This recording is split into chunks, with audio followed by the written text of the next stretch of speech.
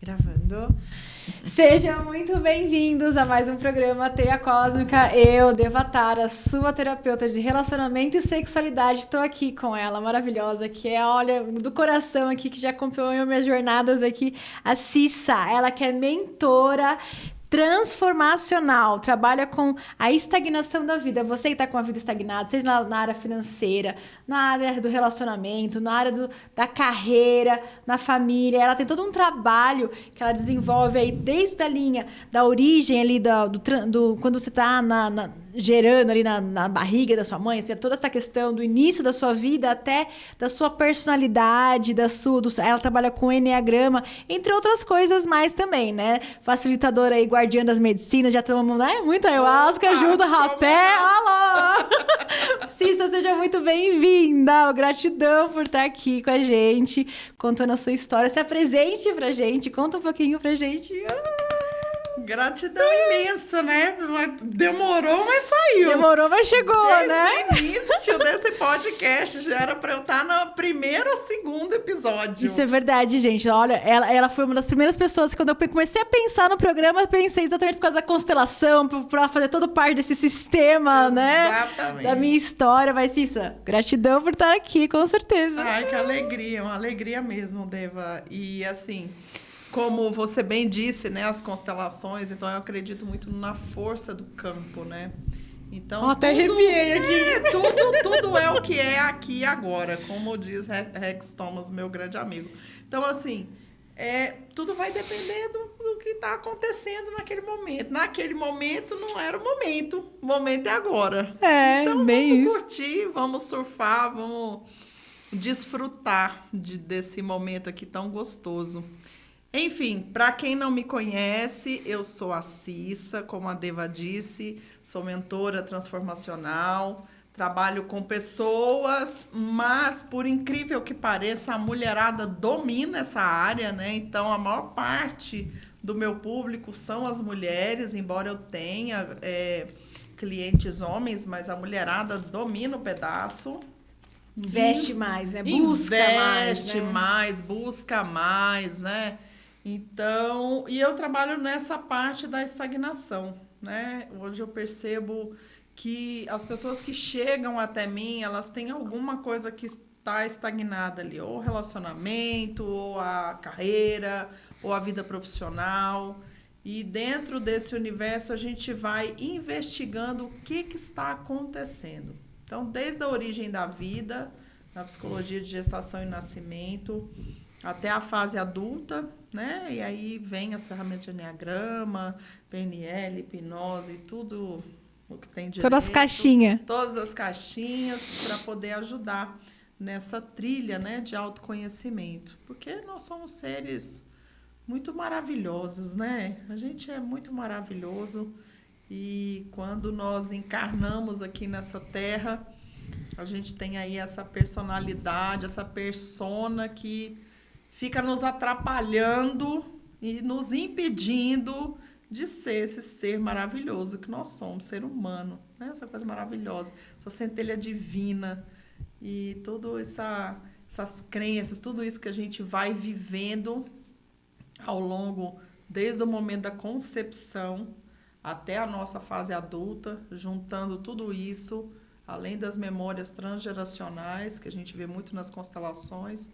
tudo isso acaba que nos impede, né? Vai nos colocando num lugar muito, muito restrito. Eu lembro uma vez, quando eu morava em Brasília, que eu fiz uma vivência com a professora Mônica, uma querida. Fiz uma vivência de biodança num retiro e nós trabalhamos o humano bonsai. E isso nunca saiu da minha cabeça, porque foi muito interessante essa dinâmica, né, esse retiro, para mostrar o quanto a gente vai se podando até formar um bonsai. Então, quando a gente pensa, por exemplo, numa cerejeira, olha a potência da cerejeira, coisa mais linda, eu sou apaixonada com a cerejeira. Aí você vê aquela cerejeira como um bonsai. Ela foi podada para ser aquilo ali, aquela planta. E é lógico, gente, que, assim, não estou falando mal dessa dessa arte, né, milenar oriental. Eu estou pegando como uma metáfora, né, da vida.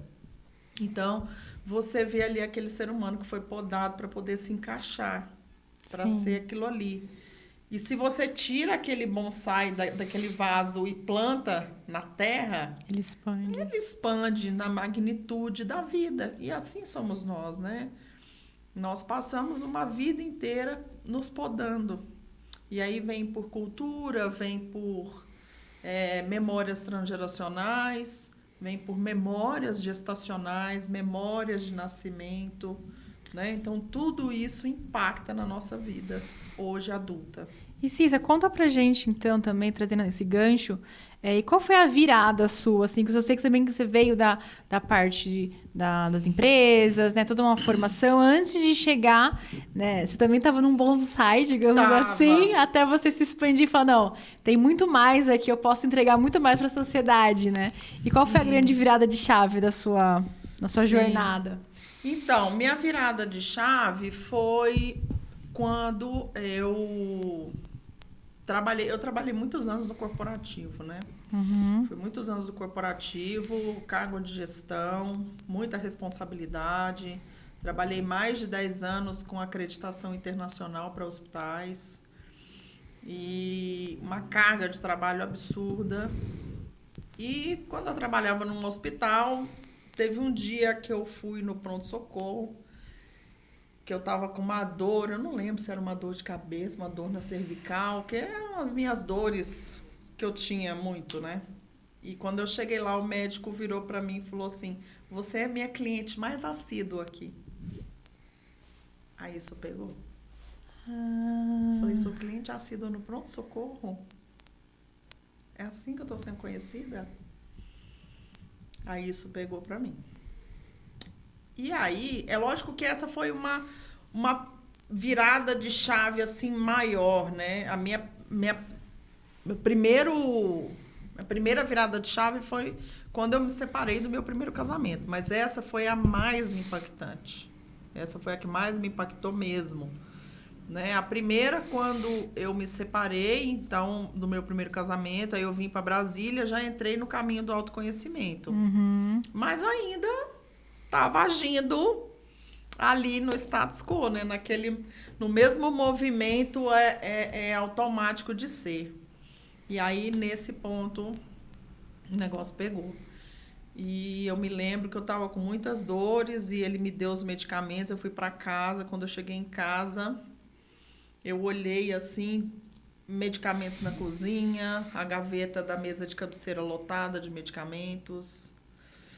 E me passou um filme assim na cabeça, porque nessa época eu trabalhava muito, eu tinha 2 empregos, eu estava ali na matriz da preguiça, né? Eu estava no workaholic. E quando eu falo de preguiça, não é a preguiça de você ficar lá prostrada, é a preguiça de olhar para si, né? De fazer diferente, né? Exato, de entrar em contato. Estava totalmente entorpecida, né? Inerte nessa posição de workaholic, né? Trabalhando 70 horas por semana, absurdo. Eu acho que é até interessante a gente trazer prestar atenção nessa frase, porque a gente tem essa consciência que preguiça é aquilo que você fica... tá lá no sofá, de perna para cima. Exatamente. Às vezes você tá fazendo tanta coisa que é exatamente porque você está com preguiça de entrar em contato com aquilo que você tem que realmente fazer. Exato. Então, é uma forma de se anestesiar. Então, você está ali trabalhando muito ou fazendo muita coisa, se distraindo para não fazer o que você tem que ser feito. É esse o lugar. É bem esse o lugar. E aí, trabalhando horrores, e me passou um filme na cabeça que era o seguinte, eu saía muito à noite, né? De balada. Quinta, domingo, balada, bebida, né? Então, ia para os pubs, tinha muitos amigos, tem até hoje, né? Amigos queridos que tocam na noite de Brasília.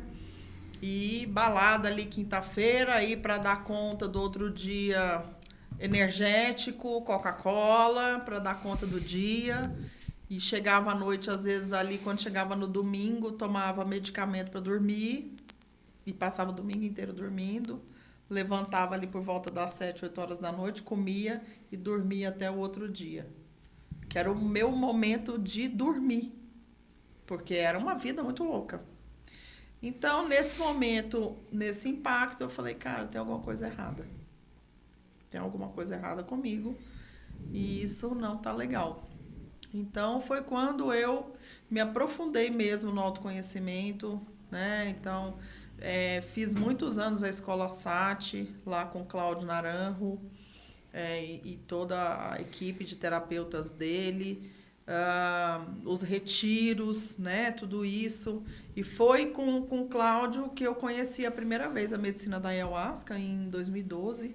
E aquilo mudou minha vida completamente, né? Eu não tinha a mínima noção do que era aquilo. E então foi lá, e desde então consagro a medicina até hoje. Há 3 anos a gente conduz, né, as cerimônias de ayahuasca, os rituais, não só em pequenos grupos, mas também com casais, com pessoas individuais, né? Então, quando a gente está nesse processo da medicina para um casal, por exemplo, ou para uma pessoa individualmente, a gente traz como um cunho terapêutico. Então, são cerimônias que demoram aí em torno de 4 a 6 horas e a gente faz trabalho terapêutico durante a cerimônia com a medicina, né? Então, tudo isso foi acontecendo e eu fui formação atrás de formação, fui estudando muito dentro desse universo do desenvolvimento humano e, ao mesmo tempo que a gente estuda, a gente se cura, né? Sim. Porque não tem como. É na jornada. Não tem como. Você está no caminho do autoconhecimento, fazendo tudo isso, não tem como você ficar lá como espectadora estudante. Não, isso não existe, né? Então, você entra na chuva para se molhar mesmo. E aí foi onde tudo aconteceu. Foi aí. E eu ainda fiquei no corporativo até 2016, né? 2014 eu comecei a fazer minha transição de carreira para essa área de desenvolvimento humano, consultorias. E em 2016 eu deixei de vez o hospital e fui carreira solo mesmo. E desde então estou aqui nessa trilha, nessa jornada, apoiando o processo das pessoas por meio das medicinas, das jornadas de Enneagrama, dos retiros, dos atendimentos terapêuticos e até das consultorias, né, dos treinamentos dentro do corporativo. Então, esse é meu mundo, esse é meu universo aí, trabalhando com tudo isso. Sei como é. Como eu sei. Tive a honra de participar de vários trabalhos seus. Então, assim, do seu e do Marcelo, né? Sim. Então, tenho muito carinho pelo trabalho de vocês. E você falou, assim, muito essa questão da estagnação, né? E também algo que você falou das doenças. E você tem um trabalho também que é essa questão de você identificar as doenças através do emocional, né? Então, você também olhou para isso hoje, tendo essa consciência desses estudos de como aquilo estava reverberando ali, tanto nessa estagnação, nessa falta de ação, né? E de não querer entrar em contato, mas também na somatização dessas doenças? Sim, pela medicina germânica a gente tem muito... Isso traz muita clareza para nós, né?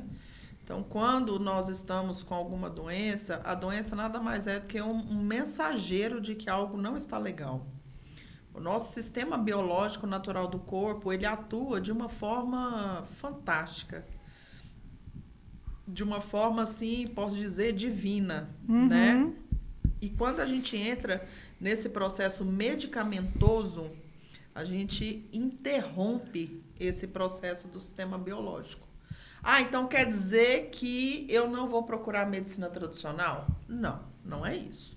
A medicina tradicional ela tem o seu lugar extremamente importante, né, dentro do processo de saúde, mas as doenças que, pela medicina germânica, a gente fala, você passou por uma situação inesperada, dramática para você e vivida em solidão, isso vai te gerar um impacto no seu sistema biológico, onde vai atuar no cérebro, na psique e nos órgãos, e a partir daí você fica doente, né?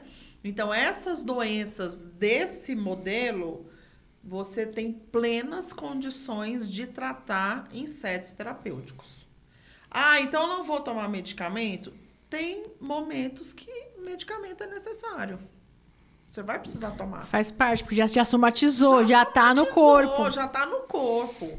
Agora, você ficar nessa questão, fico doente, tomo medicamento, fico doente, tomo medicamento.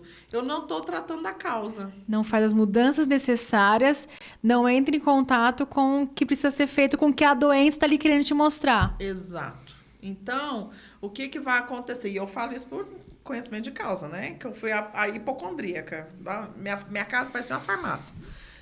O que acontece? Quando você para aquele processo medicamentoso, isso vai te trazer um efeito rebote. Então, a próxima vez que você ficar doente, vai ser um pouco mais forte. Porque você não está tratando a causa. Então, quando você olha a causa, né? Quando você, por exemplo, dá um exemplo aqui. Ah, eu tenho muita dor na cervical, tenho muita dor na lombar, tenho muita dor muscular. Isso tem a ver com questões de autodesvalorização. Aonde você não está se valorizando, né? Então, é lógico que cada parte tem ali o seu significado, né, de autodesvalorização, mas isso tudo a gente precisa investigar. Então, o cliente chega para uma sessão, por exemplo, de medicina germânica, ele vai trazer ali a queixa dele e a gente vai investigar e vai atuar na causa dessa queixa, né? E isso é uma coisa. Agora, podem acontecer também questões de fidelidades sistêmicas. Então, eu posso fazer uma leitura, por exemplo, tem uma memória lá transgeracional, ou até na minha personalidade de eneagrama, eu enxergar que quando eu fiquei doente, eu recebi a atenção que eu gostaria. Sim. Então, a chance de eu somatizar doenças é muito grande. Eu só sou vista quando eu estou doente. Aí a gente olha para a questão das crenças, né? É tudo... Vocês estão vendo, gente? É tudo conectado. Tudo conectado. É uma teia cósmica, entendeu? É uma teia cósmica o negócio. Então, esse lugar das doenças, ele já tá ali te dando a mensagem que algo não está legal. E aí você vai precisar investigar. Isso pode estar vindo de vários lugares. Pode estar vindo de crenças suas, pode estar vindo do seu tipo de personalidade, pode estar vindo de memórias gestacionais, pode estar vindo de memórias de nascimento, pode estar vindo de memórias transgeracionais, fidelidades sistêmicas. Por isso que cada cliente é um cliente. A gente precisa ir investigando onde é que foi que pegou aí nessa teia para que a gente possa tratar essa causa. E trazendo assim um pouco para essa questão dos relacionamentos, né? Como que a gente ou por questões de estar honrando, né, na fidelidade, a gente acaba atraindo parceiros que vão, assim como a doença, vai forçar que a gente entre em contato com certas coisas que a gente precisa desenvolver. E aí também precisa saber o quê? Essa consciência do que se conecta com essa relação, né? Como que eu vou trabalhar. E aí o Eneagrama ajuda muito a gente ter essa consciência. Eu queria que você explicasse um pouquinho pra gente, principalmente essa questão dos instintos, porque eu percebo que a gente tendo consciência, pelo menos dos instintos, a gente consegue entender o que motiva o outro a fazer as coisas, a gente consegue entender o que motiva a gente. E aí a gente consegue ter um diálogo, às vezes, que a gente nem sabe por que a gente tá brigando por aquilo e por quê. Porque mexeu com crenças, valores que a gente não sabe nem por quê. É bem isso mesmo, Deva. E assim, para quem não conhece o Eneagrama, o Eneagrama ele é uma sabedoria milenar, né? Que existem fragmentos aí que remontam ele a mais de 4.000 anos, né? Ele vem aí de uma origem sufi. Mas esse Eneagrama que a gente conhece hoje, ele veio aí por Cláudio Naranjo e Oscar Ichaço na década de 70. E é lógico que depois do Cláudio, depois do Ichaço, tiveram outros expoentes, né? Que a gente conhece hoje, que são figuras muito importantes dentro do Eneagrama das personalidades, né? A gente tem aí David Daniels, Russ Hudson, Don Rizzo, Ellen Palmer, a Ginger, né? Então, assim, são expoentes muito importantes dentro desse universo do Enneagrama. O Enneagrama eu gosto de chamar como mapa do ser, né? Você não tem lá seu mapa astral, que você vai lá, estuda o mapa astral, entende as dinâmicas. O Enneagrama é um pouco disso, né? Lógico que é infinito. Eu tenho uma crença que ninguém no planeta detém toda a informação do Enneagrama, porque ele ainda não se fechou. Não se fechou e não se apresentou por completo. Então, cada pessoa tem uma experiência com ele, cada pessoa tem uma sabedoria com ele. E dentro do Enneagrama, no Enneagrama das personalidades, nós estudamos aí 9 tipos de personalidades, né? Então, esses 9 tipos, eles estão divididos em 3 centros de inteligência, né? Então, a gente tem o centro motor instintivo, temos o centro emocional e o centro racional. Cada um desses centros tem ali 3 tipos de personalidade. E isso é uma conversa para outro podcast, porque a conversa é longa. Só para contextualizar, para chegar nos instintos. Dentro desse centro motor instintivo, né? E antes disso, como já dizia Gurdjieff falava que nós éramos seres tricerebrais, né? Então, nós temos 3 partes aqui no nosso cérebro, reptiliano, límbico e neocórtex, que conectam a esses 3 centros de inteligência. Então, dentro do reptiliano está o meu centro motor, no límbico está meu centro emocional e no neocórtex o racional. Falando aí desse lugar motor instintivo, estão os instintos, né? Os instintos são a nossa alma animal. Então, é aquilo... Sabe aquele momento que você fala assim, nem vi, fui lá e fiz. Bate pronto, pá! Fui lá e fiz. Agir por instinto. Às vezes a gente fala, né? Não fala, nem vi, agir por instinto.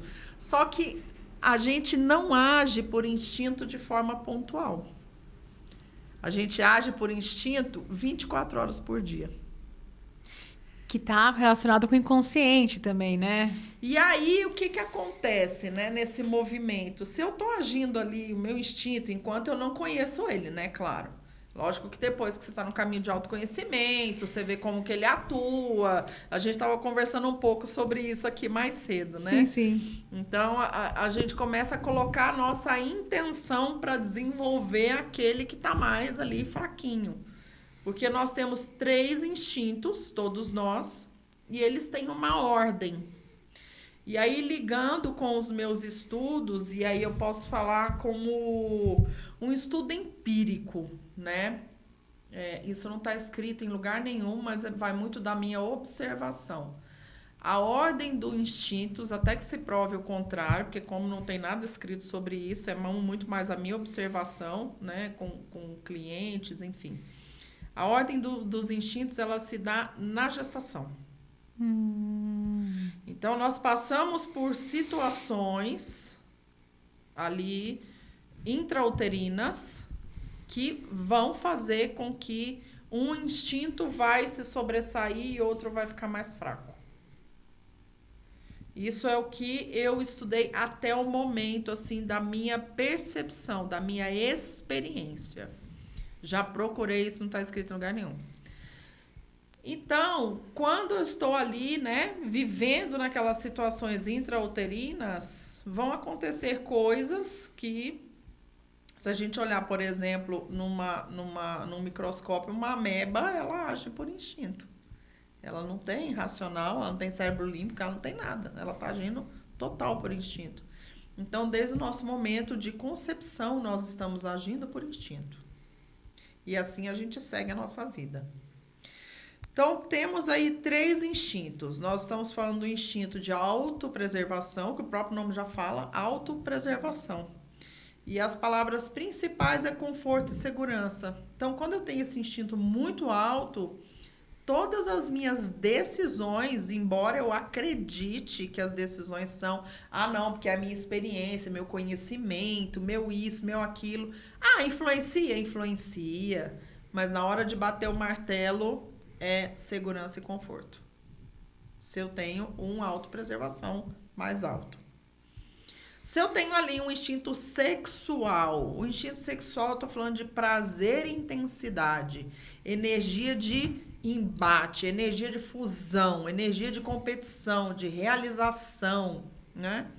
Então, quando a gente vê, por exemplo, uma pessoa que tem um instinto sexual mais alto, até a forma dela falar é mais forte, é mais impositiva, né?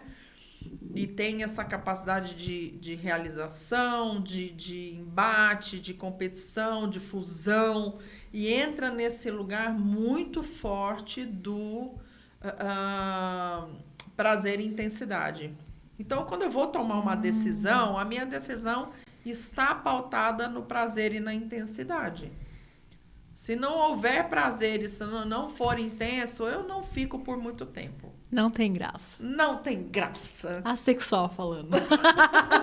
Você quase não conhece esse lugar, não, né, Débora? Não conheço esse lugar, não sei nem onde fica, não sei nem como é. O meu negócio é uma autopreservação aqui, que eu tô caçando ele agora. Agora ele tá indo bem agora. Agora ele tá fazendo o dever de casa dele. Tá. E aí o outro instinto que nós temos é o social. O instinto social, ele entra nesse lugar do pertencimento e cooperação. Então, são pessoas que têm uma preocupação com a imagem, são pessoas que querem estar nos grupos, querem pertencer, querem cooperar, né?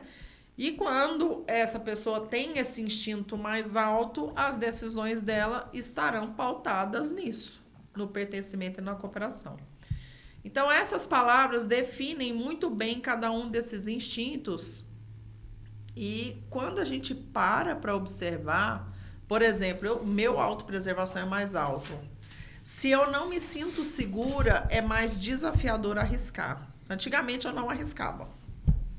Hoje, como eu sei que é um instinto que está atuando, eu falo que você respira, né? Porque nós vamos seguir. A gente vai para a vida. Mas não é tão simples assim, tá? Com o caminho do autoconhecimento, por exemplo, eu aprendi a negociar com esse instinto. Então, aí eu vou dar um exemplo, né? O meu social é reprimido, meu autopreservação é maior. Então, quando eu tenho que estar em cenários onde tem grupo de pessoas, muita gente, né? Então, tipo, treinamento para muitas pessoas, aula para muitas pessoas. Isso é um lugar bem desafiador. Antigamente eu nem ia. Seu social ou seu sexual que é reprimido? Social. Social. É. Então, eu nem ia. Não, é muita gente, esse negócio, não. Né? Hoje em dia eu negocio. Eu falo pro meu autopreservação, eu falo, você se acalma. Vai dar tudo certo. Vai ser de tal hora, você se acalma, você respira. Porque a gente precisa trabalhar esse social. A gente precisa fortalecer o coleguinha. Então, você, por favor, né? Vamos se acalmar. Quando a gente está num contexto de relacionamentos, e aí posso dar o exemplo do meu relacionamento, né? Eu e o Marcelo é o inverso. Então, meu autopreservação é maior, o dele é o reprimido. O meu social é o reprimido, o dele é o maior, é o dominante. Isso, se a gente não tem conhecimento do que está acontecendo, é pau da briga. Por quê? Porque existe um movimento para fora dele, do social, do grupo, do ajudar, do cooperar, do pertencer. E o meu movimento é para dentro. Reserva. Mais quieta, mais observadora. E aí, se você não tem conhecimento disso, a briga é, nossa, mas você é muito pra fora, você é grupo, você é isso. Aí ele fala, você fica em casa, você não faz nada. Não. Então, quando você tem esse conhecimento, então hoje, por exemplo, a gente tem rotina em casa. Tem rotina de sono. Marcelo já chegou a épocas da vida dele de dormir 4 horas por noite. Se alimentar mal, dormir pouco, não tomar água. Levanta de manhã, demora 2, 3 horas para ir no banheiro. Fala, que isso? Vai fazer xixi? Não? Como é isso? Como é isso, minha gente? Né? Então, hoje é diferente. Hoje tem rotina. A gente dorme no mínimo 6, 7 horas por noite. Se alimenta bem. Café da manhã, almoço, jantar. Porque essa é uma rotina que eu trouxe.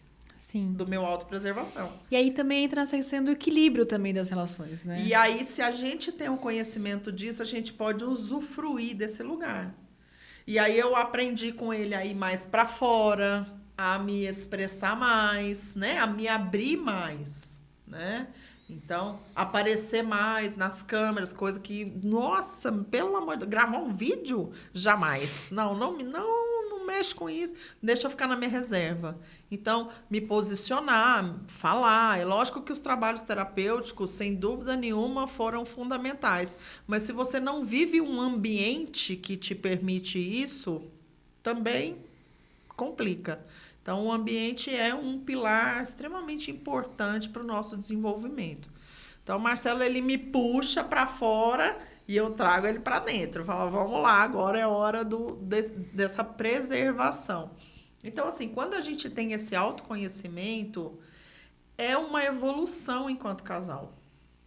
É uma evolução. Se a gente não sabe disso, um se torna ameaça para o outro, porque nós estamos falando de instinto animal. Sim. Né? Então, esse instinto animal, ele vai ser o quê? Você é uma ameaça para mim. Então, você já não é mais meu parceiro, você já não é mais a pessoa na qual eu posso confiar. Porque eu não tenho conhecimento de que isso está acontecendo. Além de tudo isso, ainda tem todos os traumas de tudo que a gente já falou, né? Então, a gente trabalha com as constelações, né? O Marcelo também trabalha com a constelação corporativa, né? Não só de pessoa física, mas a corporativa também.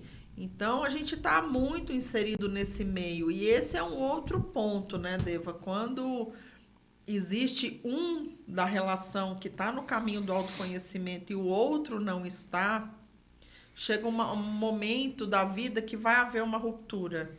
Porque nós temos uma mudança de frequência. É uma mudança frequencial. Não precisa, né, tá ali os dois juntos fazendo a mesma coisa. Mesmo grupo especificamente. Mesmo grupo especificamente. Ah, eu vou pro retiro, eu vou também. Ah, eu vou consagrar a medicina, eu vou também. Não necessariamente. Podem fazer trabalhos separados. Sim. Mas já aviso de antemão que fazer trabalho de casal também, ó, maravilhoso. Eu amo. Mas pode fazer o trabalho separado, independentemente disso. Vai que uma pessoa, né, alguém do casal gosta de consagrar a medicina, o outro não. Ah, não é para mim, não curto. Mas tá lá no retiro, tá lá na terapia, né? Tá indo pro caminho do autoconhecimento também. Eu acho que não tem problema isso. Eu acho que isso também é um ponto que você trouxe que é importante ressaltar, que às vezes não precisa estar necessariamente junto, grudado, fundido, mas precisa estar caminhando na direção do mesmo objetivo.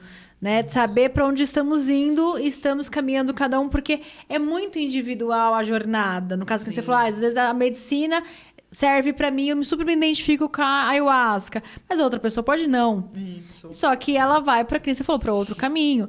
E aí também tem muitas dessas questões crenças, né? Crenças religiosas, crenças de família, pertencimento, que traz muita também atrito nas relações, porque eu falo que são duas constelações, duas teias de família ali, né? Que traz cada um a sua bagagem para construir uma nova família. Isso. E aí isso traz um atrito demais até você se alinhar ali. Então, você trabalha muito com isso também, Cissa? Também a gente percebe isso, né? Então, por exemplo, a minha família tem descendência italiana. A família do Marcelo, descendência portuguesa. Tudo bem que tá tudo próximo ali, né? Tem algumas coisas que são muito próximas. Mas, no meu caso, por exemplo, eu nunca quis ter filhos. E o Marcelo tem 2. Então, é desafiador. É desafiador para todo mundo. É desafiador para mim, que não queria ter filho. É desafiador para ele, que tem os meninos. É desafiador para as crianças que estão convivendo com esse movimento. Porque eu tenho muito forte a minha questão da minha individualidade. É um valor para você. É um valor para mim. A minha individualidade, o meu espaço. Então, assim, hoje a gente consegue gerenciar isso daí. Gerenciar Vocês esse movimento. conseguiram fazer os ajustes necessários para que fosse confortável para os dois e ao mesmo tempo funcional, tanto para as crianças quanto para a relação de vocês. Isso. Porque daí tem os meus momentos de individualidade, meus momentos de reserva, os meus momentos de ficar quieta. Aí, por exemplo, ele quer sair com as crianças para fazer tal coisa. Eu falo, vai, pode ir. Aí ele vai, se diverte com as crianças, brinca com as crianças. Fica ali, ó, na função pai, totalmente, 100% voltado para eles. E eu tô 100% no meu momento. Então, essas coisas, né, esse lugar de ter essa compreensão, né, de ter essas conversas, eu me sinto extremamente à vontade de falar o que eu penso e o que eu sinto para ele. Eu não tenho assim, como é que eu vou te falar? Reservas, medo. Falar, não vou falar isso que vai, né? Que ele fica chateado porque eu falei isso assim e tal, que não tá legal.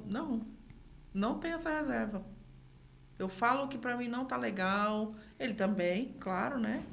O que não tá legal, a gente conversa. Não vou falar pra você que é Alice no País das Maravilhas. É desafiador.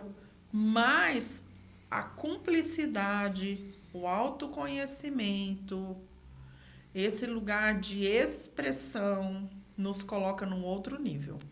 Eu acho que também é uma forma também de saber a hora de falar e o como falar. Às vezes não é nem o quê, é o como e a hora. E também dá o tempo da pessoa processar. Não significa que eu tô falando isso, é que a pessoa tem que resolver aquilo naquela hora. Naquela hora. Dá o tempo para a pessoa processar, digerir, né? Elaborar aquilo, aquela sua questão, aquela sua queixa, né? Para poder, sim, ter os combinados claros, né? Eu acho que é sobre isso. Eu falo que as relações são construídas através das conversas difíceis. Porque se a gente ficar só no oba-oba ou só na coisa boa, pode ser legal, mas quando você falou, alguém vai estar com ressalva aí nesse relacionamento. Não está sendo tão transparente. E eu vejo muito isso nos atendimentos, né? Então, assim, eu atendo uma cliente que no início do processo, ela estava se relacionando com uma pessoa e à medida que ela foi falando as coisas para mim, eu fui fazendo umas perguntas, para mim já estava nítido que ela estava numa relação abusiva. Mas a gente não pode já dar de lapada, né? Olha, minha filha, você tá numa relação abusiva, você sai desse lugar? Não. Tem que ser com doses homeopáticas. A pessoa tem que tomar consciência desse lugar. E aí a gente foi conversando, eu fui perguntando, fui conduzindo, até que um dia eu virei pra ela e falei assim, você já assistiu o documentário, esqueci agora, não sei o que, do Tinder?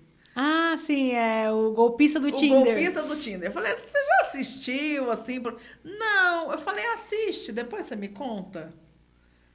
No primeiro episódio, ela falou assim, estou chocada. Eu tô vivendo uma relação abusiva e eu acho que o cara é golpista. E ainda é golpista. Mesmo? Fale-me mais sobre isso. Já tava cansada de ver que o cara era um golpista. Que agonia, né? Mas você tem que... Respirar fundo e só falar. Respirar fundo, né? Como diz eu tive uma professora que ela fala assim, você não quebra o ovo do cliente, não. Deixa que ele quebra o ovo dele. Sim. Não vai quebrar o ovo do cliente, não. Sim. E aí, ela assistiu o documentário todo. Ela falou assim, eu me vi muito naquelas mulheres. E eu tô numa relação abusiva. E eu tô achando que ele quer meu dinheiro. Eu falei, por que você tá achando isso? Ela falou assim, porque eu tenho dinheiro guardado para comprar uma casa. E ele virou para mim e falou assim, por que você não pega aquele dinheiro, reforma lá a casa que eu moro, e aí a gente casa e mora junto. 6 meses de namoro. Ai, que delícia, né? Que fácil. Aí eu falei, e aí, mas o que você fez? Ela falou assim, cara, eu já dei muito dinheiro para ele. Eu já troquei o guarda-roupa dele inteiro de roupa, eu paguei tratamento dentário, eu ajudei na compra do carro. Se eu der esse dinheiro, acabou. É o que ele está esperando. E aí eu peguei e falei para ela, falei, então, o que você vai fazer? Qual que é a sua decisão? Ela falou, eu vou terminar agora. E ela falou que quando terminou, ele destruiu ela. Que ela era narcisista, que ela era doida, egoísta, não sei o quê, não sei o quê. Falou um monte. Mas graças a Deus hoje ele seguiu a vida dele e ela está seguindo a vida dela. Então, assim, a gente se coloca em algumas situações muito malucas, assim.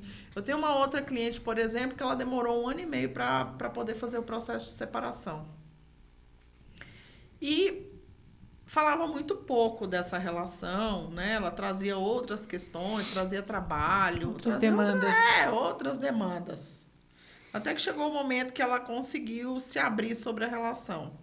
E mesmo falando sobre a relação, ela meio que colocava a culpa em cima dela. Que a relação não era boa, porque era ela que era X, Y, Z, que ele, né, e tal. Até que um dia ela começou a soltar algumas informações. Do tipo, que ele fazia meio que terror psicológico. Ah, porque você sabe, né? Se um dia você separar de mim, eu tomo a sua filha. Porque ela também é minha filha. E aí ela foi soltando ali umas informações de terror psicológico. Que no fundo ela não tinha falado que estava com medo. Com medo de acontecer alguma coisa. Então, assim, eu escuto de tudo, assim, né, Deva? Acontecem muitas histórias ali no set terapêutico, muitas histórias. E essas histórias não é porque a pessoa escolhe viver essas histórias. É igual, às vezes, a pessoa, quem tá julgando, fala assim, ah, mas fulano tá nessa vida aí, por que é? Sim. Por que não muda? Gente, não é. Não é simples assim. Não é simples assim. Nós estamos falando de questões transgeracionais, fidelidade sistêmica, trauma de gestação, trauma de nascimento, infância.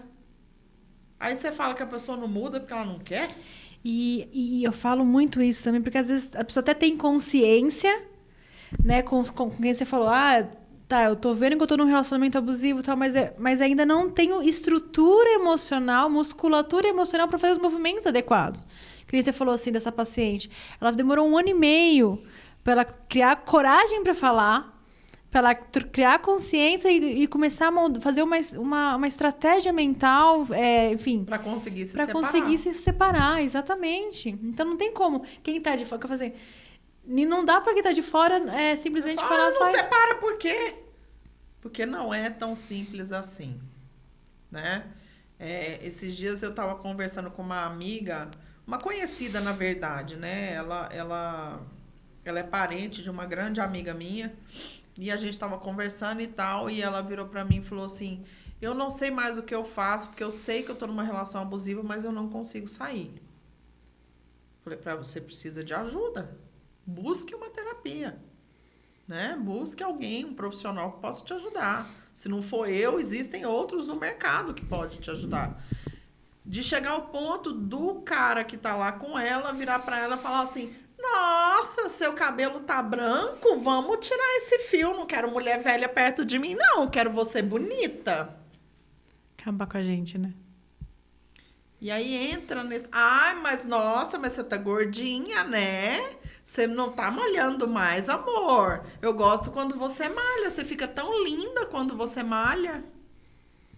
Aí, tipo, já alfinetou que tá velha, que tá gorda, teu cabelo tá branco. Oi. E por que fica ainda nesse lugar? Por que não consegue sair? E aí tem vários mecanismos de defesa, né? No sentido assim, a romantização daquela relação. Não, imagina, ele tá falando isso porque ele gosta de me lidar só. Ele quer meu bem, exatamente. Ele tá me protegendo. Ele quer me ver bonita. É porque são os pensamentos mágicos, a justificação daquele comportamento inadequado do outro. E aí pode estar vindo de uma memória invisível de que durante a gestação, por exemplo, esperava-se um menino e nasceu uma menina. Então, ou seja, eu não posso ser quem eu sou. Eu preciso me adaptar ao que estão pedindo de mim. Ao que está sendo pedido. Então, vai muito mais longe do que a gente pode imaginar. Sim, sempre é, né? E tem essa questão da codependência emocional, daquilo que eu acredito. Aí tem a questão social, daquilo que eu acredito. Eu lembro que eu via muito assim, essa questão: mulher solteira não presta. Exatamente. Né? Não tem valor. Então ainda tem essa crença. Hoje não tanto mais, mas ainda tem lugares que é muito forte ainda. Esse lugar de a mulher precisa de um homem para estar completa, né? Enfim. Guardadas as devidas proporções, é exatamente isso, né? Eu acredito muito nessa relação de companheirismo, né? Independentemente se é mulher-homem, mulher-mulher, homem-homem, sim, não sim. importa, mas eu acredito muito nesse lugar de parceria, de companheirismo. Sim, cada um tem o seu papel dentro da relação. Quando a gente vê tantas mulheres, tantas mães solteiras, tantas mulheres aí lutando, indo atrás para poder dar ali o sustento para o seu filho, porque está faltando um parceiro para ajudar.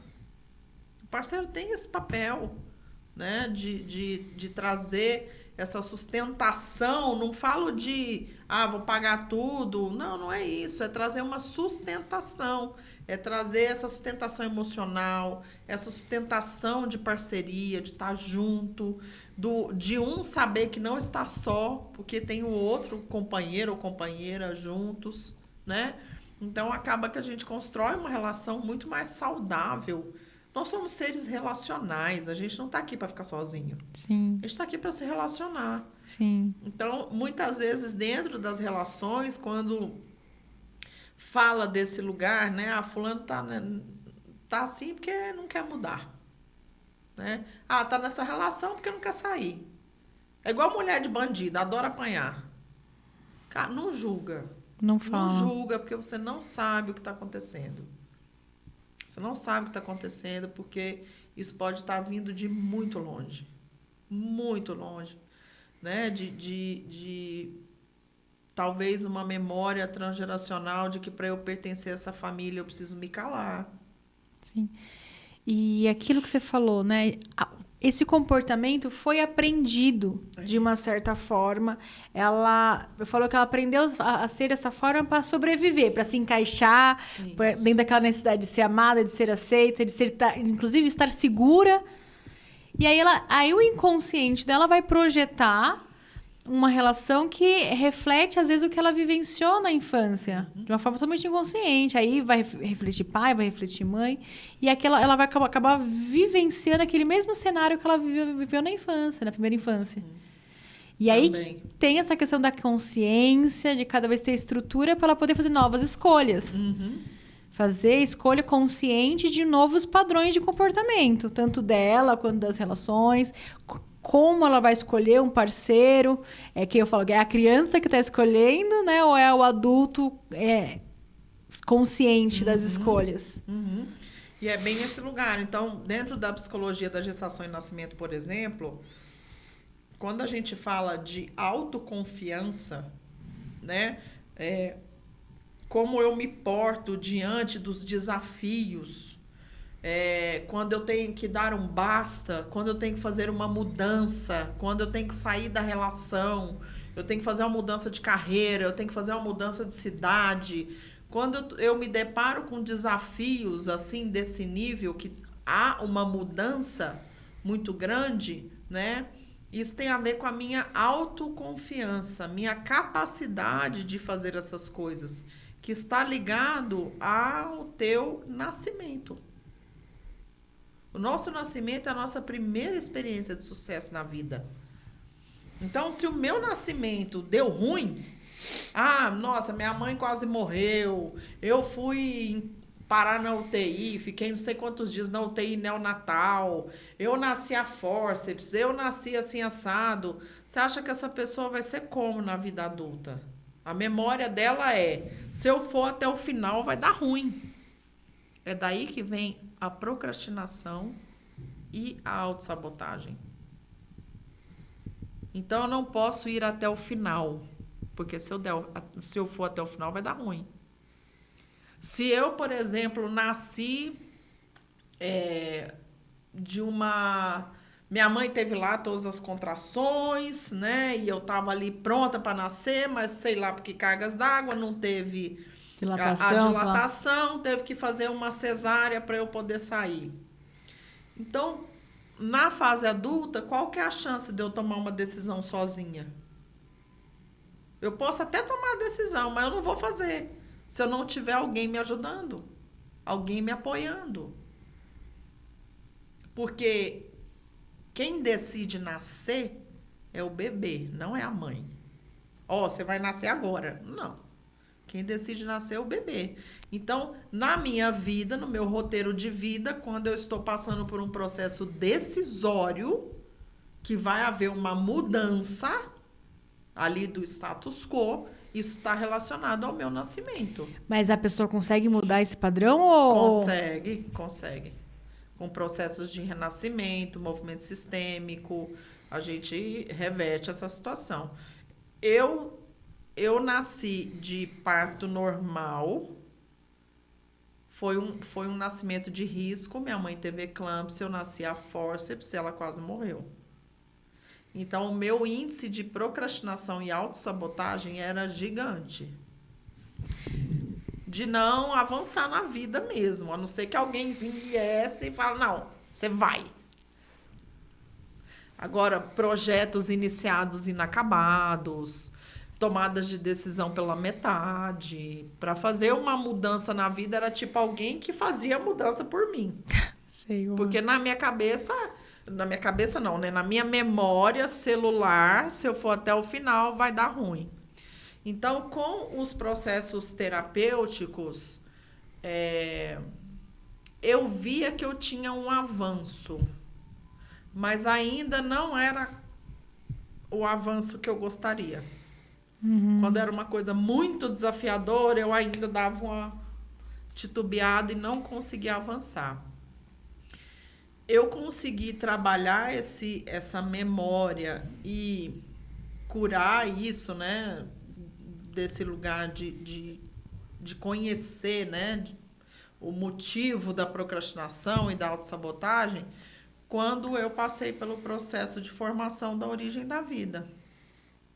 Então, eu fiz a formação e é aquilo, né? A gente faz a formação, a gente está no jogo, né? Se formando, literalmente. Formando e está trabalhando também. Então, fiz a formação do renascimento sistêmico, né? Então, hoje eu conduzo renascimentos sistêmicos. E foram nesses movimentos de renascimento sistêmico que eu trabalhei essa memória. Nossa. Você falando assim, me veio a gente até pincelou no que a gente trabalhou lá no FDH. Mas que foram duas questões. Uma regressão que eu fiz, né, de renascimento, eu fiz com essa questão do aborto, porque a mãe teve um aborto antes de mim. Sim. Então, eu tive uma memória ali. E a questão do nascimento também.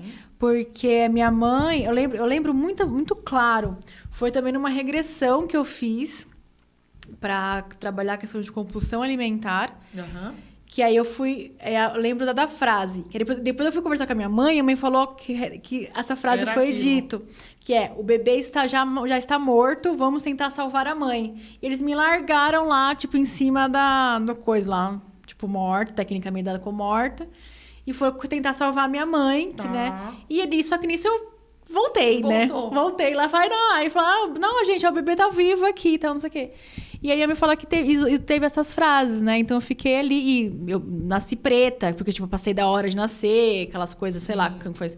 Mas foi de cesárea. Então, esses dois movimentos, assim, de hipnose, de consciência, me trouxe essas memórias, assim, que coisa que eu acabei não trabalhando. A gente trabalha tanta coisa, mas talvez isso que você está falando ainda mais que esse negócio de... São memórias bem importantes para serem trabalhadas. Sim. E aí, quando a gente trata essas memórias, você percebe que a sua vida começa a mudar em bastante coisa.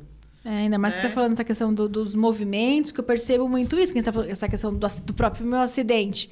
Né? Eu passar por tudo isso para tomar coragem e fazer os movimentos que precisa ser feito. Não precisa, né, gente? Pelo amor de Deus. Não precisa, entende? Então, pode estar acontecendo movimentos de autopunição, né? De eu preciso agradar, ou eu não posso desagradar, ou eu tenho que ser a filha XYZ. Então, tudo isso vem desse lugar. Vem desse lugar da gestação e do nascimento.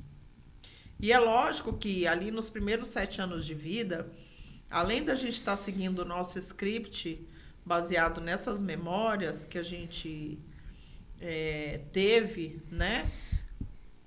Aí começa a imputar as crenças da família, o ambiente que você vive. E junto com tudo isso, tem a forma como você enxerga o mundo, que é através do óculos da sua personalidade. E aí o Enneagrama ajuda a esclarecer um pouco mais, né? Eu tenho uma amiga que ela tem gêmeos univitelinos. Eles são assim, você não sabe dizer quem é quem. São a cópia um do outro, né? E aí você pensa, tá, eles são univitelinos, gestados na mesma barriga, mesmo pai, mesma mãe, moram na mesma casa, tá na mesma escola, os mesmos amigos, tudo a mesma coisa. Um é de um jeito, outro é de outro. Que a forma que cada um processa o mundo externo é singular, né? Porque vai de acordo com esse óculos da personalidade. E aí um é mais para frente, o outro é mais reservado, um toma a frente das coisas, o outro fica mais para trás, né? Aí tem também esse movimento de olhar para quem nasceu primeiro, ou você acaba olhando? Olha também. A gente olha também, no entanto, que eu ensinei a ela a fazer alguns exercícios com o segundo filho. Uhum. Para que ele possa tomar esse lugar também de primeiro, os dois, né? Irem para a vida. Então, ela já fez alguns movimentos sistêmicos que eu ensinei a ela fazer com ele, principalmente com o que nasceu em segundo, para poder tomar a vida para ele também, né? Que afinal de contas está aí, vamos para a vida. Eles têm 9 anos, são figuraça os dois, uma graça de meninos os dois. São umas gracinhas. E eu falei para ela, ó, fazer os exercícios XYZ com o segundo, que você vai ver que as coisas vão melhorar, ele vai se posicionar mais, ele vai trazer mais as opiniões. E ela está tendo uma resposta bem interessante desse movimento. Então, sim, tem como ressignificar. Tem trabalhos que dá para a gente tratar essas situações. Ah, Cissa, mas eu não lembro como foi meu nascimento, porque minha mãe já morreu, meu pai também.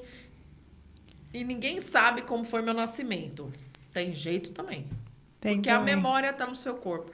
Exatamente. Faz um movimento que você vai lembrar. Vai lembrar. E se não lembrar, a gente trata do mesmo jeito. Porque que nem a gente já trabalhou também, às vezes o campo é muito sábio, né? E ele mostra de outras formas. Ele vai buscar uma forma de serviço e ser ressignificado. Isso. E vai ressignificar aquilo que você precisa naquele momento também. Às vezes, você quer trabalhar tal coisa, mas peraí, antes disso eu tenho que olhar para isso aqui. Então, às vezes, isso aqui vai aparecer na frente. Que é o que talvez é aquela pecinha que precisa se encaixar primeiro para abrir o outro caminho. Isso. É bem esse lugar mesmo. Então, assim, dentro dos relacionamentos, né? Impossível a gente não olhar para esse lugar. E é por isso que muitas vezes a gente vê relacionamentos se desfazendo. Por quê? Porque aquele primeiro momento de paixão é muito gostoso. Sim. Não dá tempo de você olhar para as sombras, né? E todos nós temos luz e sombra. Todos nós. Então, assim, não dá tempo de você olhar para esse momento. Por quê? Porque eu estou mostrando só aquilo que é muito belo.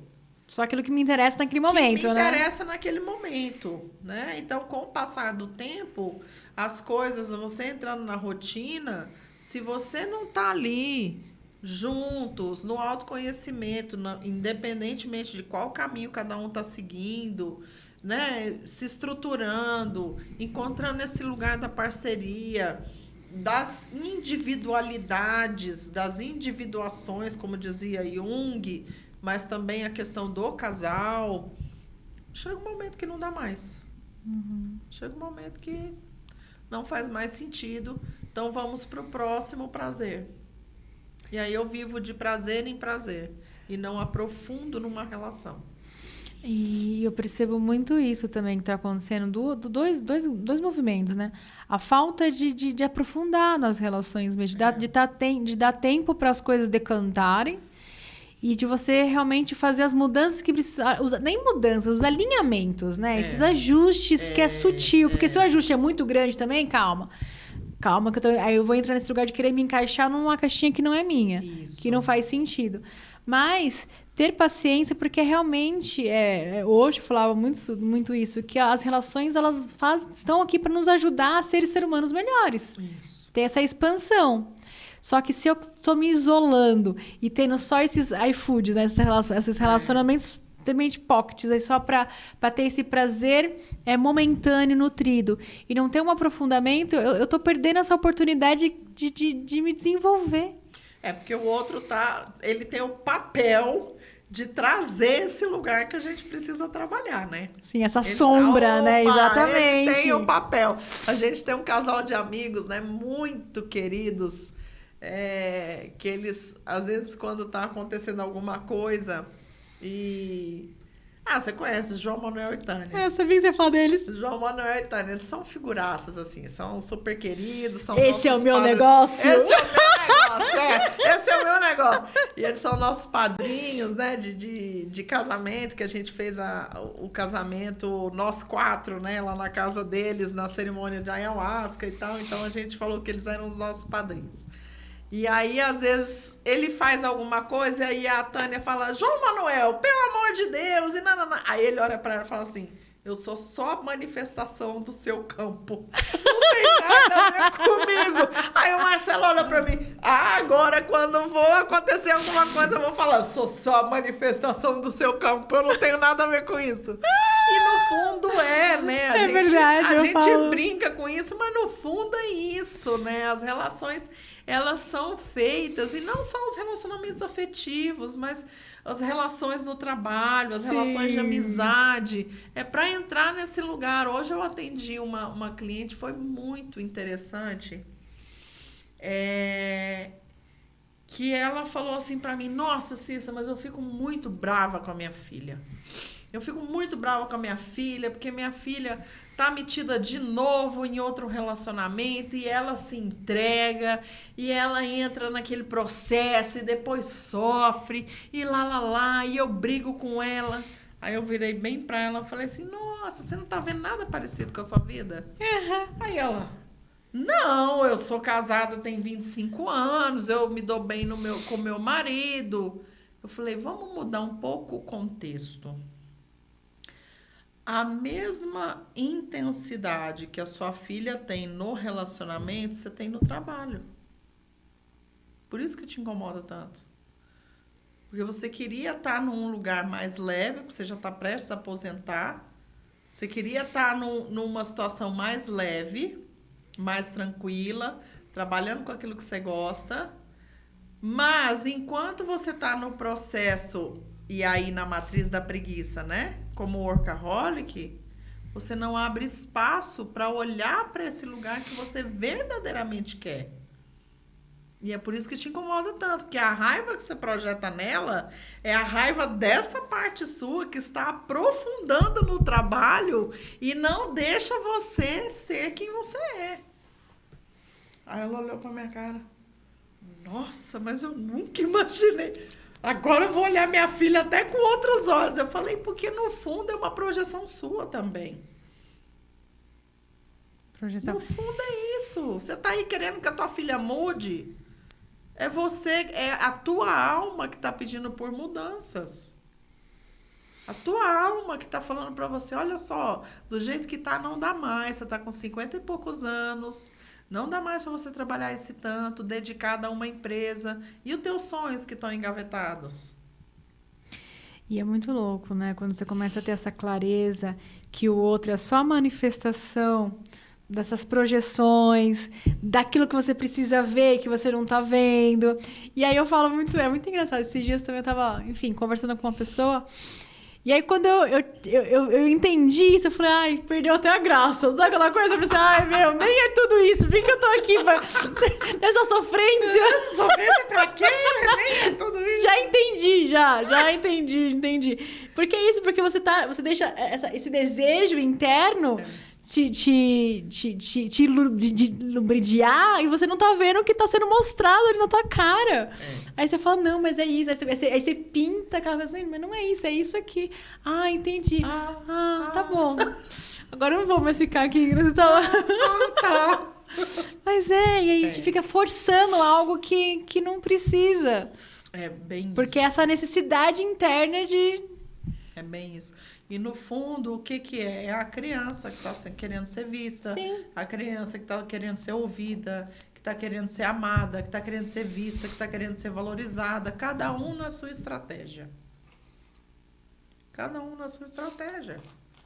Agora, é uma coisa também que eu falo, né? Esses dias eu estava num treinamento, dando um treinamento numa empresa, e aí... eu peguei e soltei lá, falei assim, não, porque tem gente também que é assim, gente, o negócio é o seguinte, não tô aqui para julgar, mas eu vou trazer uma frase aqui. Tem gente que fala, tá na merda, mas tá quentinho, não quer sair da merda. Tá tudo certo. Tá tudo bem. Porque também não adianta eu ficar aqui querendo tirar o outro da merda. Não, que eu vou me sujar todo e depois ele ainda vai reclamar que, pô, mas por que você me tirar de lá? Aquele é o momento dele, é o processo dele, é o tempo dele. Não adianta eu querer tirar antes da hora. Aí essa pessoa pegou depois no final e falou assim, ô Cis, isso que você falou me tocou profundamente, você sabe por quê? Porque eu senti que eu tô na merda e tá quentinho e eu tô achando bom, não quero sair daqui não. Eu falei, tá tudo certo. Quando você toma consciência disso, você para de brigar internamente. Você para de brigar, você já entendeu que não é o seu momento, que do jeito que tá bom. Se você compreende isso, toma consciência disso, vai chegar um momento que as coisas começam a mudar. Porque você sai desse lugar de culpa, você sai desse lugar de tem que, né? E você começa a entender, não, que tem um processo e às vezes... E tem outras vezes prioridades naquele momento, enfim... E aí você começa a ter mais empatia com você mesmo. E aí eu costumo dizer que existe um bom indicador para saber se você está se você está realmente nesse lugar que está confortável e está ok, ou se você está falando isso da boca para fora. Verdade. O indicador chama-se doença. Se você fica doente com frequência, é porque a sua alma está te convidando para uma coisa e você está resistindo. É porque muitas coisas estão acontecendo na sua vida e você está fingindo que não está vendo. Então, muitas coisas estão acontecendo, você pode até estar vendo, fala, mas não quero olhar para isso agora. E continua no movimento automático insano. Porque quando você está bem com você... É igual assim, por exemplo, vou dar o exemplo da minha avó. Minha avó morreu com 94 anos. Minha avó não tinha nada. Saúde boa. Ela morreu porque o coração, como diz o outro, né? O prazo de validade venceu. Chegou a hora dela subir lá. O acordo dela era aquele, pronto, acabou. O coraçãozinho parou, papum, morreu. Não tinha, assim, de saúde ela era muito boa. Então, assim, era uma vida... no interior, uma vida pacata, uma vida que ela morava na casa dela, ela tinha as coisas dela, ela costurava pro centro espírita, né, pro pessoal das doações, das roupas, e assim, não tinha uma ambição de ter uma vida grandiosa, ou seja, ela estava bem com aquilo de verdade. Ela vivia a vida bem, do jeito que ela gostava. Né? Esses dias eu estava conversando com o Marcelo, fui jogar um potinho de manteiga fora, lembrei da minha avó. A minha avó, ela juntava os potinhos de margarina da época lá, Porque sempre que passava um mendigo na rua e batia na porta e pedia comida, ela pegava aqueles potinhos de margarina e fazia marmitinha. E dava para a pessoa na rua comer. Ela falava, quem bate na minha porta não fica sem comida. Sem comida, não. Tem comida para as pessoas. Quem bate na minha porta tem comida. Então, assim, ela vivia uma vida que ela estava bem com aquilo. Ela estava em verdade, né? Ela estava na verdade. Eu acho que era sobre tipo isso. um 8 social, né? Então, tava ali na verdade, entendeu? Agora, quando a gente fala que, não, para mim tá tudo bem, esse relacionamento tá ótimo. Eu amo o que eu faço. Adoro o meu trabalho. E tá doente? Uhum. E é interessante como o nosso inconsciente grita mesmo, né? E a gente acaba... E trazer essa clareza que você trouxe, esse exemplo da sua avó, é também o quanto a gente acaba comprando coisas que não é o que a gente quer de verdade, com a nossa alma. E a gente acaba comprando verdades e não. O que realmente... Às vezes o outro falou que eu tenho que querer isso, mas eu quero mesmo isso ou eu tô indo na onda do outro? Isso. E aí você começa a se desconectar. Aí começa a criar... Aí você começa a fazer coisas só porque alguém falou que você tem que. E aí você fica doente, porque aquilo tá indo contra a sua essência. Contra a sua verdade, aquilo que você realmente acredita que é verdade. É isso, entendeu? Por isso então, esse tanto de burnout aí, as pessoas se forçando a trabalhar por tantas horas para comprar coisas que não precisam, às vezes abrindo mão de coisas que é valor, verdade, e aí fica essa desconexão da alma. É bem isso, assim. E como eu atendo muitas pessoas do corporativo, algumas numa conversa assim informal, né? Porque eu atendo muito coach, a própria mentoria dentro do corporativo. Então, quando eu atendo profissionais no corporativo com coach, por exemplo, é uma coisa muito específica, né? Muito técnica ali. A gente não está atuando terapeuticamente. Mas não deixa de ser terapêutico em algumas situações. Sim. Porque a gente está lidando com o ser humano. E aí, esses dias, estava conversando com uma cliente e a gente estava fazendo lá o plano de desenvolvimento individual dela, que ela estava com dúvidas e tal. Eu falei para ela, vamos fazer o seguinte, eu queria conduzir com você um exercício do Ikigai. O Ikigai é um exercício muito gostoso de fazer, onde a gente vai descobrindo aí qual que é a tua razão, né? O porquê você acorda todos os dias. Então, vamos fazer. Aí, fizemos o Ikigai e tal. Na hora que terminou, ela olhou para mim e falou assim, Cissa do céu. Esse exercício me surpreendeu demais, porque eu nunca tinha parado para pensar o quanto o trabalho com mães é algo importante para mim. E ela está no corporativo trabalhando na área de contratos. Totalmente diferente. Né? Então, assim... O meu sonho é trabalhar com mães e eu não tinha essa noção do quanto isso é forte para mim. Aí eu falei, bom, diante dessa informação... Ela falou, e agora? O que eu faço da minha vida? Eu falei, diante dessa informação, você não vai pedir conta, sair amanhã e é isso. Pelo amor de Deus, né? A gente pode fazer um projeto, um plano. Você segue a carreira dentro da empresa, porque você quer... galgar níveis mais altos no pipeline da liderança, né? Hoje ela é uma liderança, ela quer subir de cargo. Então, a gente monta teu planejamento dentro da empresa para você fazer essa carreira. Ao mesmo tempo, você vai estudar e se preparar para ser uma mentora de mães. E existe outra coisa, existe várias formas de trabalhar, né? Ela pode trabalhar com as mães dentro da empresa, infinitas possibilidades. Infinitas possibilidades. Exatamente. É que a gente acaba se limitando tanto. Se limita. E não consegue expandir esse olhar, né? Do que realmente... Eu só preciso entender o que realmente está vibrando em mim, o que realmente porque eu gosto. Porque entra muito no lugar da polaridade, né? Polaridade, exatamente. Ou é 8 ou 80. Então, mas eu estou aqui dentro da empresa, eu vou trabalhar com mães. Não, você pode fazer as duas coisas. Sim. Você pode fazer as duas coisas. É uma coisa e outra. É assim que a gente aprende na PNL, na Programação Neurolinguística. É uma coisa e outra. Sim, eu posso trabalhar com as duas coisas. Eu posso juntar, eu posso agregar, eu posso expandir de outra forma. Né? Então, teve uma outra cliente, trabalho muitos anos no corporativo, já tá, né, para mim já não tá fazendo mais sentido, mas eu não posso sair agora, porque eu tenho um cargo importante, eu tenho um faturamento importante, né? Então, não posso deixar isso agora, mas ao mesmo tempo eu tenho um sonho, que é fotografar. Vamos viver as duas coisas. Aí foi lá, fez curso de fotografia, comprou máquina, não sei o quê. Começou, já presta serviço em situações de final de semana, por exemplo, como fotógrafa. Não posso deixar o meu trabalho para ser fotógrafa, porque o que eu ganho na fotografia é infinitamente menos do que eu ganho. Mas você já está exercendo aquilo que você gosta. Já está construindo, né? Já está olhando. Isso vem de uma crença muito antiga, que a gente escutou os nossos pais falando, quando aposentar eu faço tal coisa. Sim, eu vou viver meu sonho quando eu aposentar. Quando eu aposentar, eu vou viver meu sonho.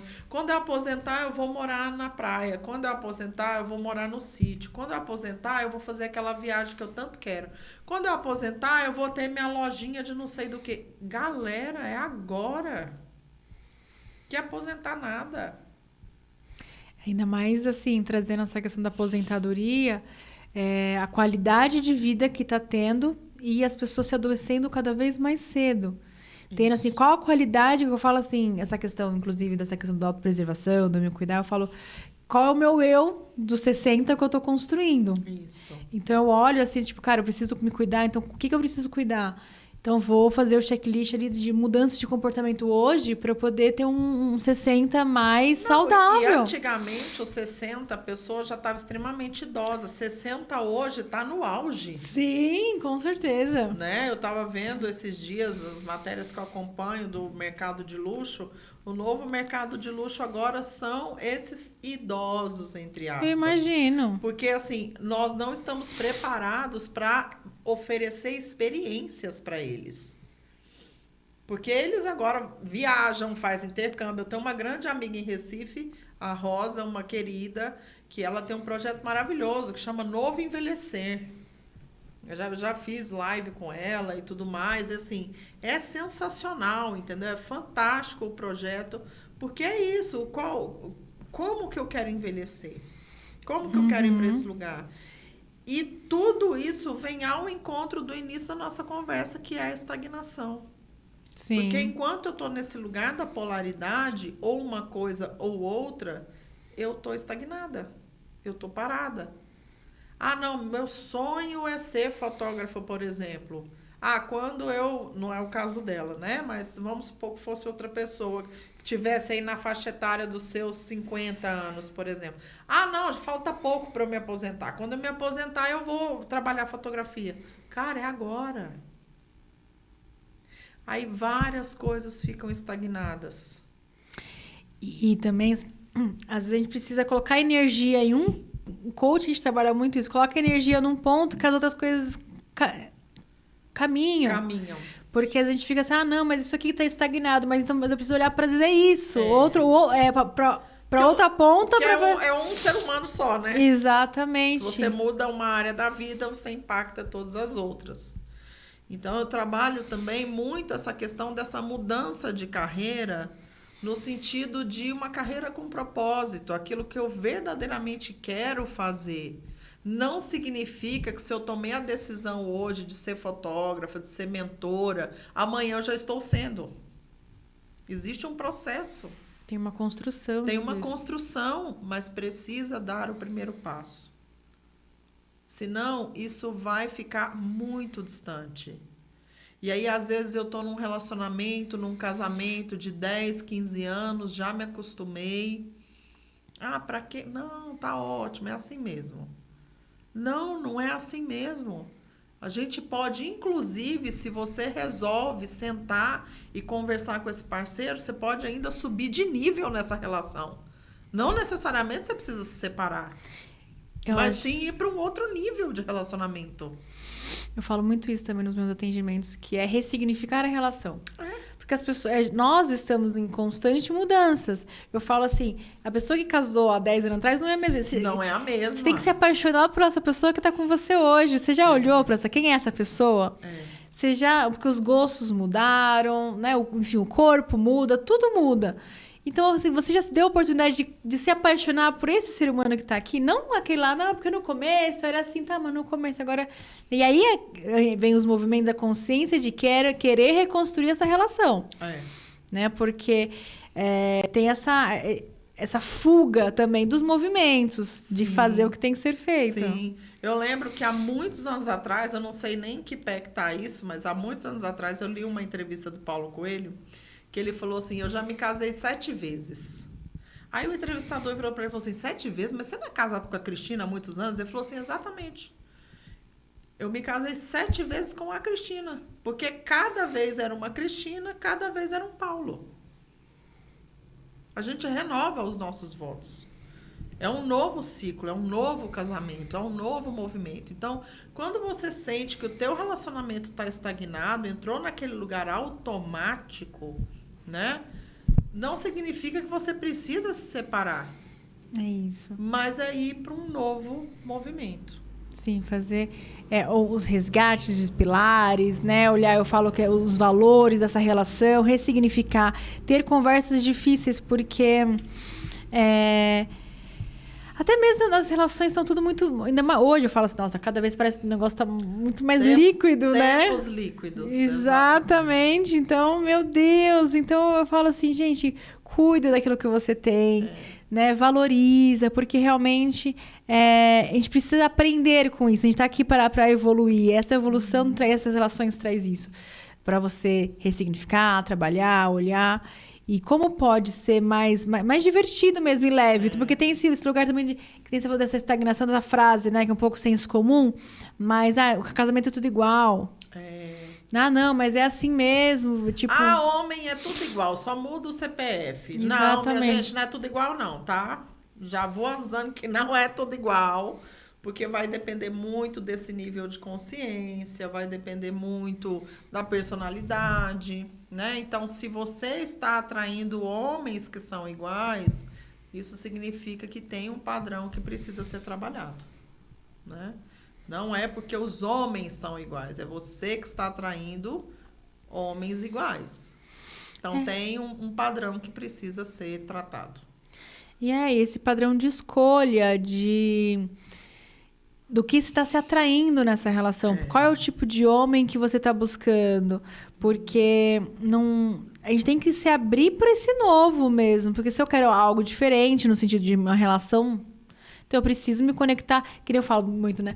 Com aonde que você está buscando essa pessoa? No barzinho, não sei aonde, né? Então, assim, eu preciso saber qual é os valores claros dessa relação, né? Quais são meus valores inegociáveis, que eu não abro mão, né? Aquilo que faz sentido, né, dentro dessa relação, porque senão você vai se... Então, eu não posso também querer me moldar para caber numa relação. Não, pelo amor de Deus, nunca faça. Nunca faça.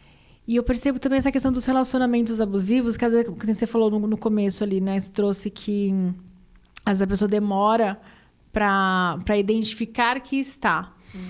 E quando ela percebe que está, algumas até conseguem simplesmente terminar. Mas tem muitas que ainda estão muito, como você falou, 1 ano e meio, tal, estão muito emaranhadas ainda ali nas necessidades, nas coisas.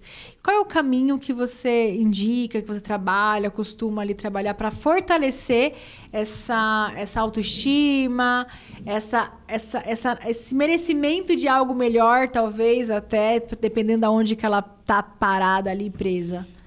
Você já deu um pouco da resposta, que é fortalecer. Né?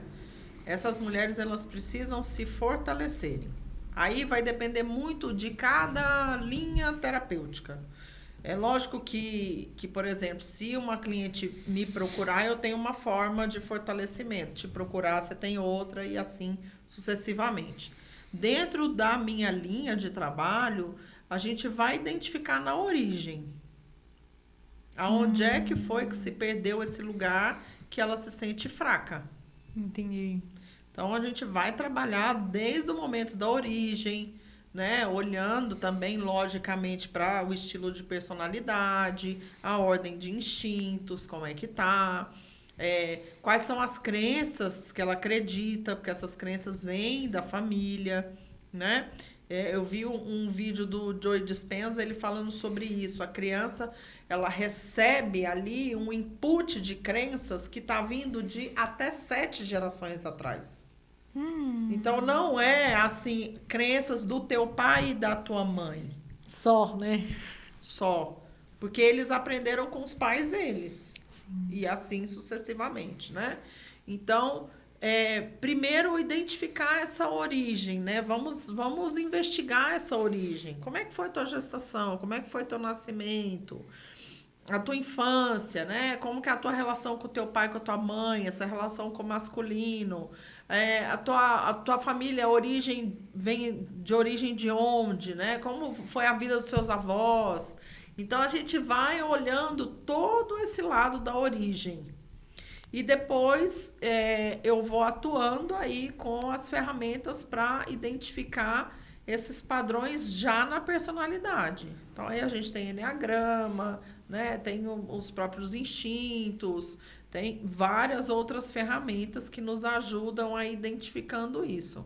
Só da pessoa tomar consciência que tudo aquilo que está acontecendo com ela não necessariamente é dela, e sim são padrões herdados de traumas, de questões transgeracionais, de crenças, já dá um alívio. Imagina. E aí, em cima disso, a gente vai atuando para fortalecer essa mulher para que chegue um momento que ela consegue sair da relação. E Cissa, estamos caminhando para o final já. Nossa, tá sendo maravilhoso, estou adorando, gratidão. Mas vamos, só para a gente ir assim caminhando, eu percebo também que a gente está passando por uma fase assim de transição, no sentido da polaridade invertida, tanto da mulher como homens que estão despolarizados, fragilizados, e aí as mulheres estão... O que, assim, a gente entende e tal, né? Que não dá nem pra ser aqueles machos escroto, né? Nem e a mulher também. E como a gente trabalha isso sem a gente, ao mesmo tempo, eu falo perder, sabe? Eu falo que eu tô nesse movimento de buscar minha força, de trabalhar essa força, de me sentir mais segura e tal. Mas, ao mesmo tempo, eu não quero me polarizar novamente, porque eu já fiz um puta trabalho feminino, mas também não quero ficar só nesse feminino passivo, sabe? Aquela coisa assim, então... Mas também não quero voltar a ser aquela ogra, sabe? Assim, então eu tô nesse... Ai, meu Deus, eu preciso desse equilíbrio aqui, então vamos lá, como que eu consigo achar esse caminho do meio? Então, eu acredito que teve muitas pessoas também nessa jornada. Aí eu vou falar, assim... baseado na minha experiência e no pouco que eu te conheço. Eu acho, no seu caso, por exemplo, difícil você voltar para esse lugar, porque você já conheceu os dois extremos e você já está atuando de uma forma muito consciente naquele ponto que você sabe que tem que nutrir, né? Como, por exemplo, nutrir mais o autopreservação, esse lugar do autocuidado. Então, assim... acho difícil entrar nesse lugar que já foi.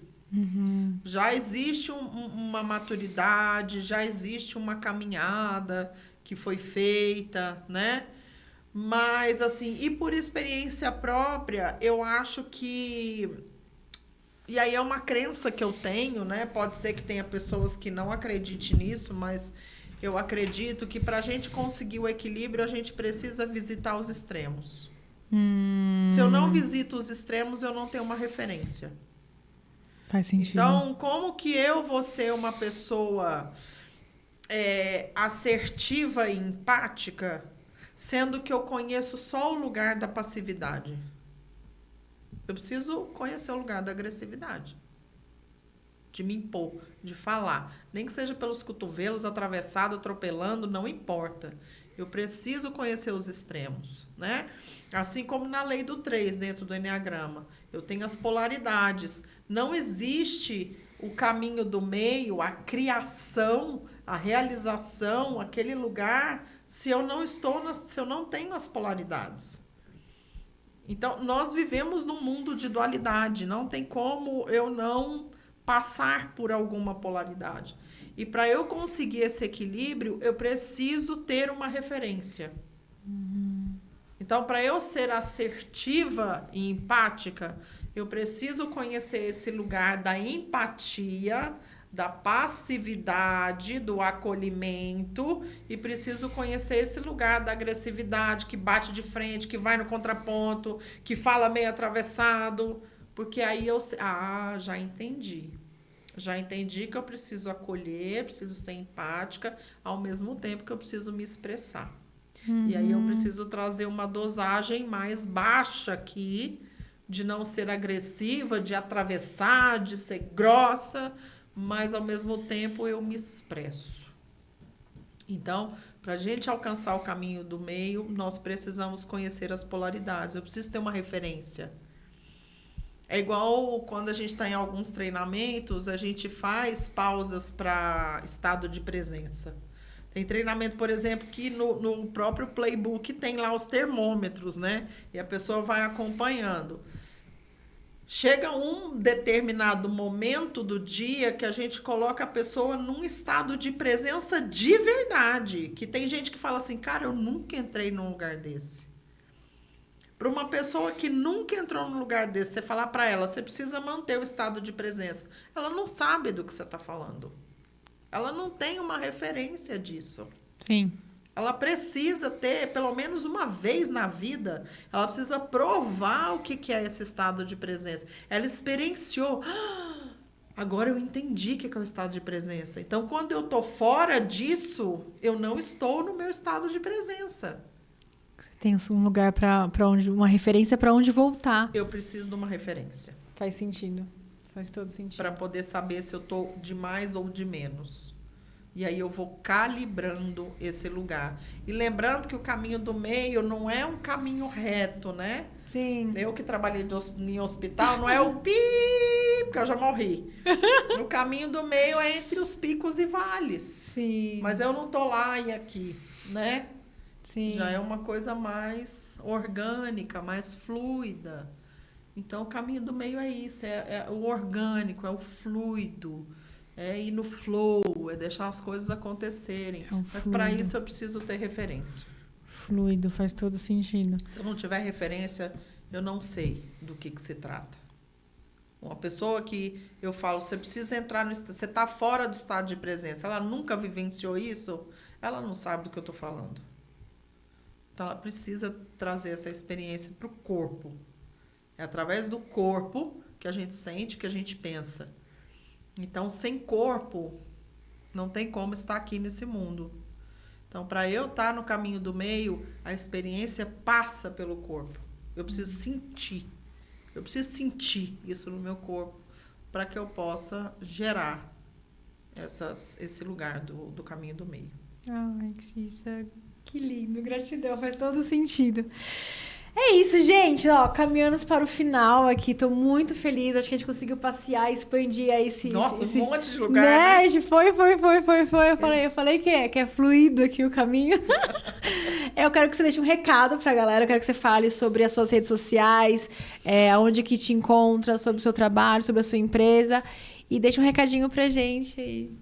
Bom, primeiramente, agradecer imensamente estar aqui nessa teia maravilhosa da vida, né? Desse lugar das estrelas, né? Desse lugar de que... Muito feliz, muito honrada, gente. Nós, enquanto seres humanos, a gente precisa ter os pés no chão e a cabeça nas estrelas, né? Porque foi de lá que a gente veio, desse lugar tão mágico. E... foi uma alegria estar aqui compartilhando tudo isso. Para quem quiser me seguir nas redes sociais, meu Instagram é @desperte_ser,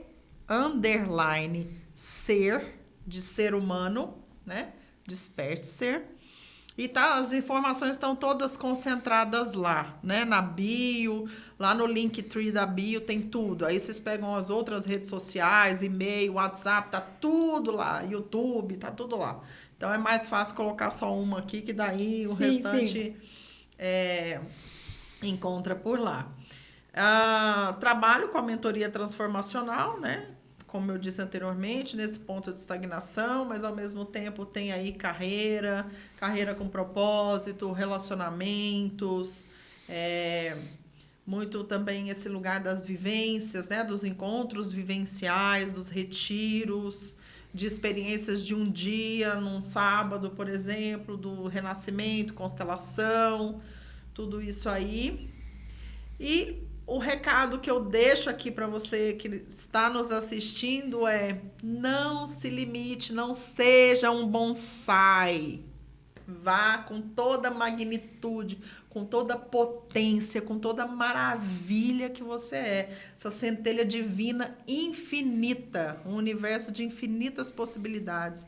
Então, saia do vasinho do bonsai e corre lá para a terra fluida, nutrida, para você, se expandir maravilhosamente, esse ser maravilhoso que você é, assim como todos nós somos, não é mesmo? É isso. E é isso, gente. Gratidão. E segue a Cissa lá, curte, comenta, compartilha aqui. Tenho certeza que esse programa pode despertar e tirar muita gente da estagnação. Né? Eu tenho certeza que vai ajudar. Então, compartilha e muito obrigada. Até! Beijo! Beijos!